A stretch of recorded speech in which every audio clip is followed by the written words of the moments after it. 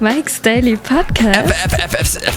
1190 something. 32. 1132. Hello, it's Mike Matthews broadcasting from Cafe Anyway, located somewhere in Podcastro Valley Mont. Today, we hear from Madame Rootabega, Valentino, Bison Bentley, plus the return of the news segment that we call Mike's Daily Podcast. This is Interesting. Is that the one we're going to do? Yeah, I think that's what we'll do, that one. Mike's Daily Podcast. Well, yesterday I thought I was gonna do an addendum with Kevin at the brewery he works at.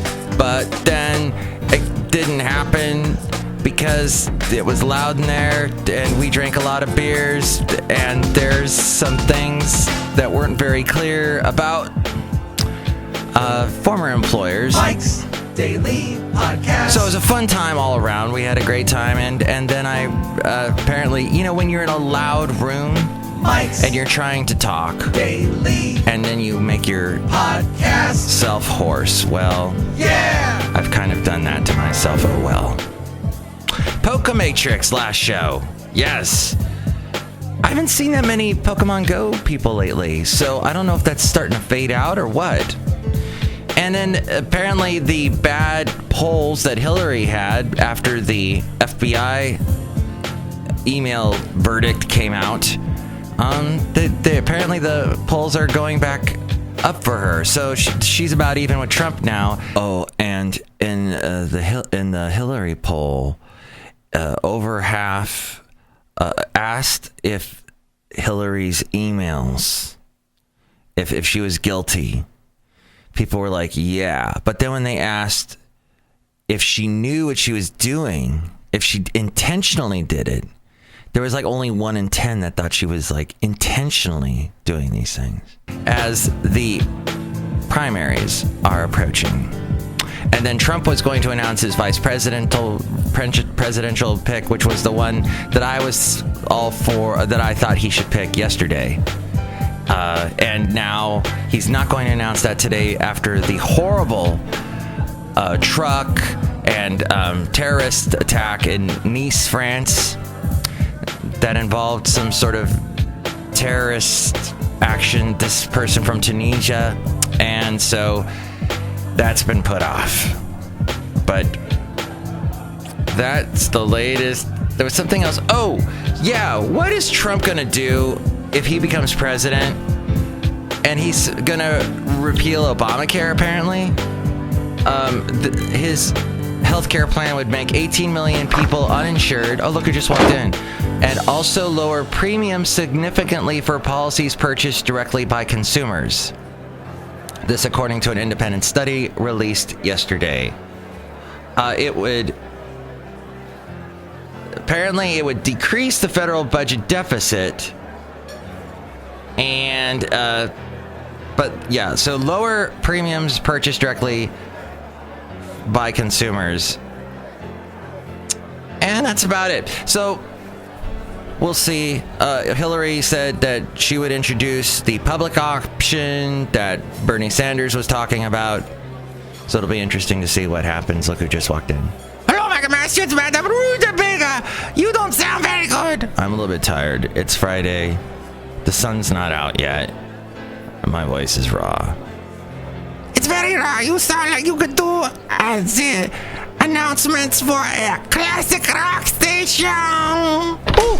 Yeah, classic rock 105.5. Yeah, look who just walked in. Hello there, Mike. It's Valentino. The party attendant. And this is Bison Bentley. Do you know that?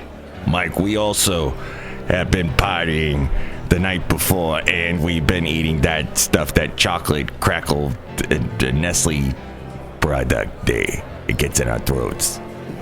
Yeah, in our throats. Do you know that?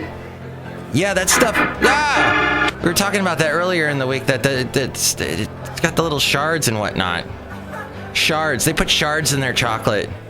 You don't want to eat shards. So,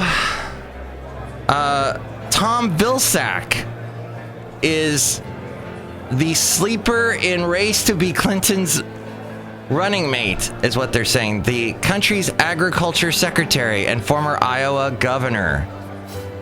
Well, that might happen. We'll see.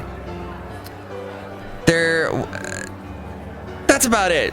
So you can listen to this show at mikesdailypodcast.com, and there's all these links there if you want to help out the show through the Amazon link. Click on that and buy whatever it is you're going to buy. I went swimming again yesterday. I did. I went back to that Podcastro Valley place, the Coal Canyon Lake, and went swimming in the water. Apparently, I didn't know you were supposed to take a little test, a swimming test, before you go swimming. So when I was there earlier in the week, I was swimming around and they were kind of looking at me like, what's this guy? And I thought, oh, well, maybe they're looking at me because I'm like the only older person here. And the kids are yelling, get out of the pool, you crazy old guy. Get out of the... No, there are lots of adults there. And only they all have kids. And I didn't bring kids to the party. Sorry. But I did go swimming. And there was a lifeguard that said to me... Oh, I asked the lifeguard, do I need to pass a swimming test before I go swimming? And he goes, well, yeah, you just need to swim from that marker to that marker. And I did it. And he gave me a band around my wrist.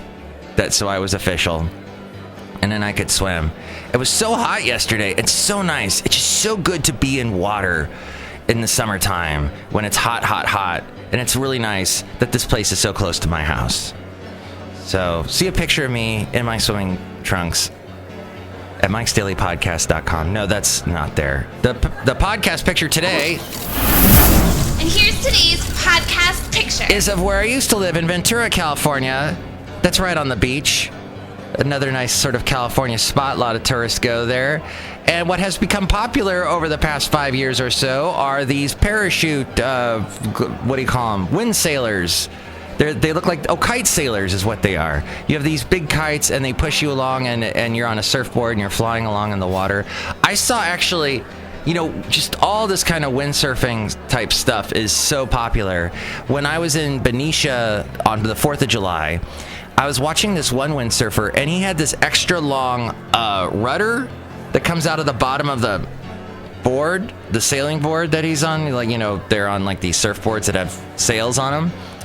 And he was actually rising up out of the water. The whole board was rising up out of the water, and this big rudder that was cutting the water down below him was letting him fly up into the air. Several feet. I had never seen that before. That was very cool. But it just gets so windy, and they can harness that power and go so fast.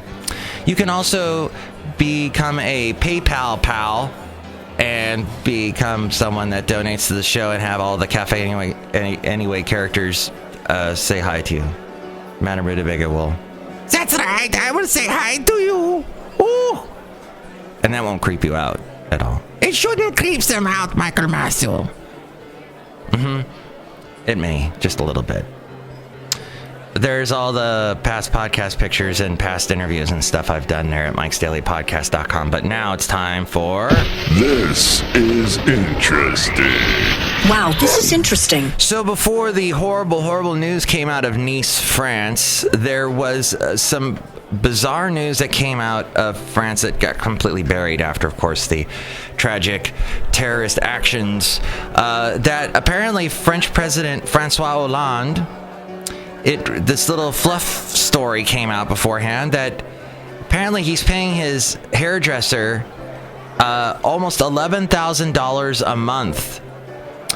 On an annual basis, the taxpayer-funded salary works out to nearly $132,000 a year. That's roughly 5 times the salary of a typical French hairdresser. Now, I've known a lot of hairdressers in my life. I used to be married. I wasn't a hairdresser myself, but I was married to one.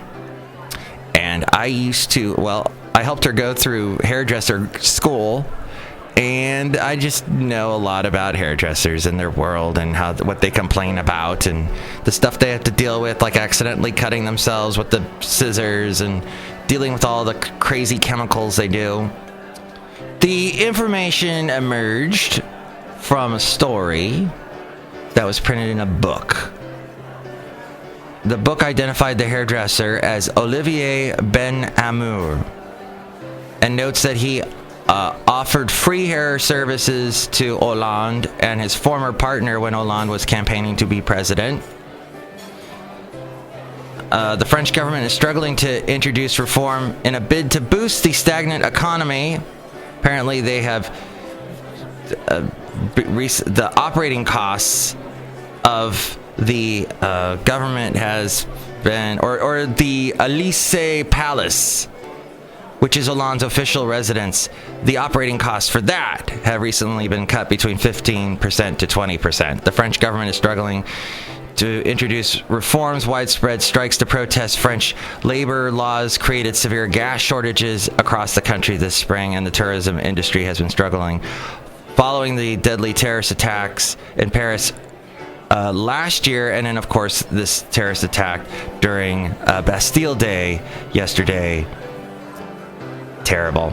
So the thing is, he's got a receding hairline. He doesn't really need much in the way of a haircut. There's a few hairs up there. It's like me getting a haircut and paying a hairdresser $11,000 a month. That's nuts. But that's the world we live in, and hopefully better times for France overall, all the tragedies they've had lately. In the bigger scheme of things. So as we go outside a cafe anyway, we're bringing Mike's Daily Podcast somewhere in Podcastro Valley. I think I gotta take a nap. I think so. I think I've been going. Alright. You can take a nap with me. Just take your listening device and just set it there on the pillow, and we'll take a little nap together. Next show, it is going to be Chely Shoehart, Floyd the Floorman, and John Deere the Engineer. Please enjoy your weekend, and enjoy it responsibly and safely, and have safe roads. Please. Mike's Daily Podcast is written and produced and performed by Mike Matthews. His podcast is super easy to find.